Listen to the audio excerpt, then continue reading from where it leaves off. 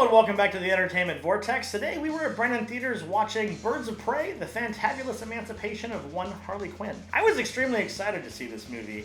I am a diehard DC fan. Being that this is somewhat of a direct continuation from Suicide Squad, which of course was, although Oscar winning, not very successful. People were really worried about this movie, didn't quite know what to expect. Well, I'm here to tell you, it's really good. This movie is well done. Now, you're not going to get any great morals, or you're not going to be scratching your head about the message like Joker. You're not going to come out of this movie feeling profound and philosophical, but you're going to have a smile on your face. It's just pure fun. It's a group of great characters, written in a silly kind of way, but not too far. It just takes you through this series of events that you just kind of strap yourself in at the beginning and just go for a ride. JB, my co-host, made a comment at the end of the movie that it felt like it went by. It felt like it was a short movie because you're so into the movie that it's just a great time. Nothing drags. The pacing is really good.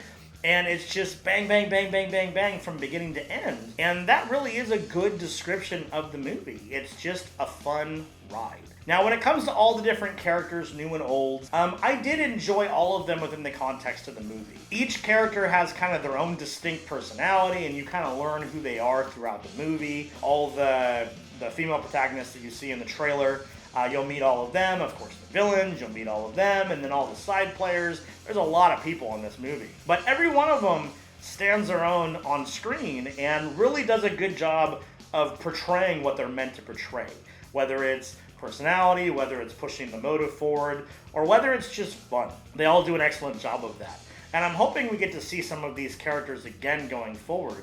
I mean, obviously we'll see Harley again. She seems to be the flagship of these side movies, but I'm hoping we get to see some of these other characters like Huntress and like Renee Montoya and these characters that we get introduced to. I will say that I have to air my grievances. This by no means is a fault of the movie as a core and shouldn't be used to judge the movie, but I wouldn't be a DC fan if I didn't speak my piece. I get frustrated when superhero movies make fundamental changes to characters that are already established. For example, if you want to make little tweaks to make it work in the movie, that's okay. Like some of the personality traits of the Huntress were changed from the comic book just to make it fit within the context and the feel and the theme of this movie, and that was good. The core of that character was kept well. Other characters, they made some changes that I didn't really care for. The biggest character for me that they changed was Cassandra Cain. I can't go too deep into this because I don't want to give anything away for her character in this movie in case you have not watched the trailers or anything, but there is a character named Cassandra Cain in the comic books, and she just happens to be one of my favorite heroes in all of DC Comics. That's not her.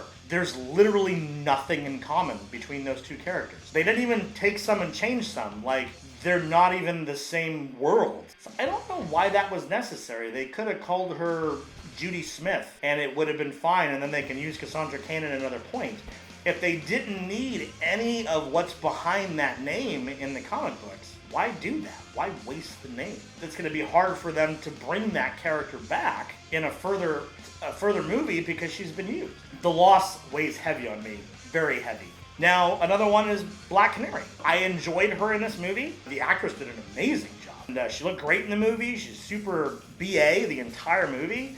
Her moves, power, everything was done well. But there's a core design to her character when she was first made, where she was designed to look like one of those wartime pinups, you know, blonde hair, blue eyes, all of that. And they just kind of lost that. They didn't have any of that look in there. She just doesn't look that part at all. And I was kind of frustrated about that. It's the core concepts of these characters, we need to keep them. There's a reason that they're so popular that you want to use it for your movie. So do it justice and, be honorable to the original character. Make it your own, but don't change the core. It would be like making a Batman movie and just deciding, I don't like the Bat thing, we're going to make it a Rat thing. He's Ratman now. The core of the character is the core of the character. With that being said, that doesn't make this movie better or worse. That just makes me long for what could have been and sad about some of the decisions. But when you judge this movie for what it is and what was made and what we see on the screen, all the characters are handled well. They are funny, they're strong, they're cool.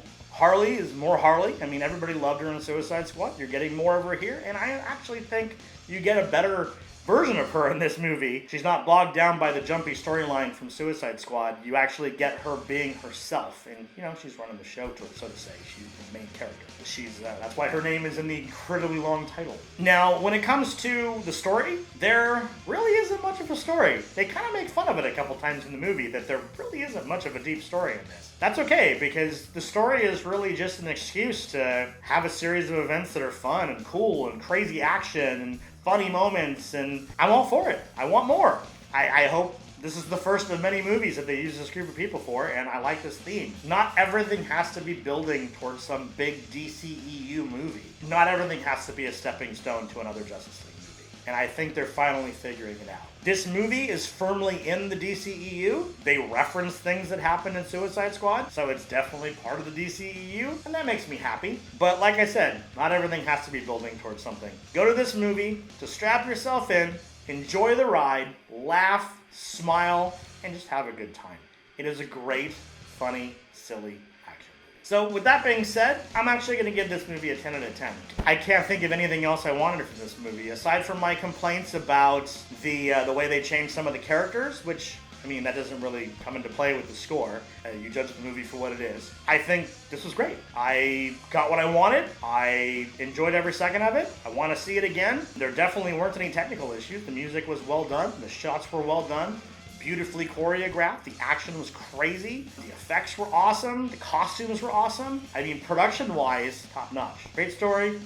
Good time. Lots of funny moments. 10 out of 10.